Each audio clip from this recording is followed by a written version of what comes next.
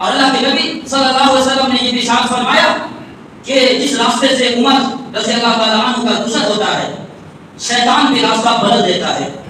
चाहे इंसानी शक्ल में या जिन्नाती शक्ल में कोई भी इब्लीस, कोई भी शैतान हो, हज़रत उमर रज़ी अल्लाह ताला अन्हु का रास्ता देख करके अपना रास्ता चेंज कर लेता है, बदल लेता है।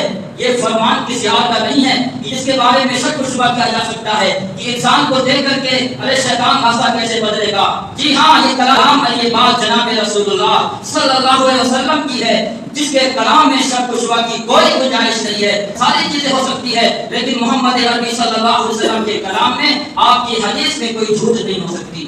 शैतान जिसको देख करके रास्ता बदल दे, शैतान जिसको देख करके उसे ये कहने पर मजबूर हो जाए कि इस रास्ते से जाना नहीं है, ये मकाम और मर्तबा किसी और का नहीं है। दूसरा खलीफा अमीरुल मोमिनीन हज़रत उमर बिन खत्ताब रज़ियल्लाहु ताला अन्हु का है।